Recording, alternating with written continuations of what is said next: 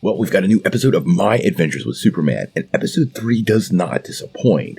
Let's take a couple minutes to break down this week's story, what works and what doesn't, and talk a little bit about how Studio Mir is absolutely crushing one of the hardest challenges in all of adaptive history, making a character who's over 80 years old relevant and relatable, and nailing it.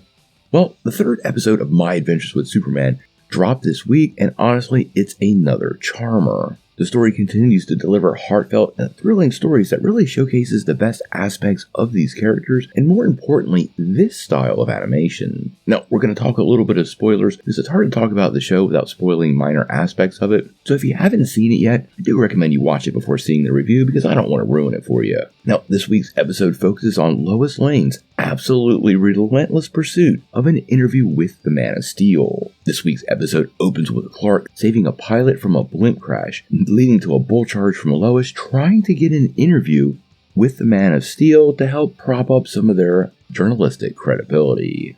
The episode really does highlight how far Lois Lane will go in order to get a story. And along with her friends Clark and Jimmy, Lois embarks on a rather risky adventure this week, putting them in the crosshairs of a high-tech heist that was actually part of that original trailer. Now, we also get some interesting aspects of Clark this week, because one of the things that happens is we see Clark is still not fully attuned with his powers. I have noticed during these first couple of episodes that this version of Superman is not the near indestructible being that many of us know from the comics. He's clearly a younger version of the character, learning to use his powers. And this week we see that when Clark struggles to use his heat vision, and how all of these powers are triggered and tied to his emotions, which is something I really like as an expansion for Superman in this current series. This episode had a great balance between each of the characters. There was a ton of action, a little bit of drama, and some humor, but it did a great job of exploring not just the relationships, but the motivations of all three of the main characters. Lois is a completely fearless and ambitious reporter who will stop at absolutely nothing to get the scoop and the story.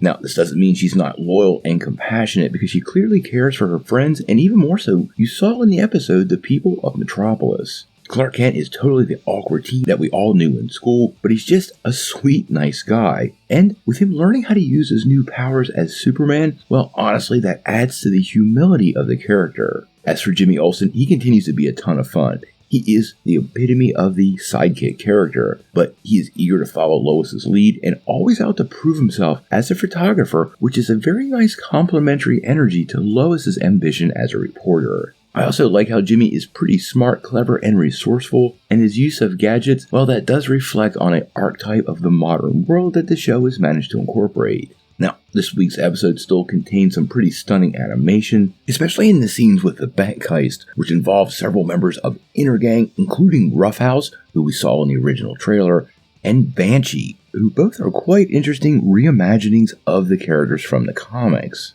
This group of criminals clearly don't know the technology they have on their hands, and that leads to them basically freezing a large portion of Metropolis, and brings us to Superman learning to use his heat vision, which all fit together nicely within the context of the story. Now, the episode ended with a classic moment, and something long-term Superman fans were probably looking forward to. Lois gets her interview. Now, this scene was kinda cute. Superman flying with Lois, honestly for me, invoked some of the imagery of the original movie with Margot Kidder and Christopher Reeve, and it had the same kind of wholesomeness. Now, the conversation between the two was quite charming, and Lois asked him a ton of questions about his identity, his powers, and his origin story. Interestingly, and unlike some other incarnations, Superman answers truthfully, but does admit he doesn't know much about himself or his past. But he does make it very clear he intends to use his powers to help people. Now, although Lois appreciates the interview, her journalistic skepticism kicks in almost immediately, because she knows Superman is hiding something, and even goes on to tell Clark he's lying. The show continues to be a great example of how to adapt such an iconic character for a modern audience in a new style. It totally respects the legacy and spirit of Superman, all while adding some new twists and elements that make the show feel modernized, fresh, and relevant. I'm going to give this episode another 8 out of 10. This is an absolute must-watch for superhero fans, and specifically, if you're a fan of Superman and you weren't really thinking about tuning into this, I would definitely give it another thought. I think this might be the making of a new classic cartoon.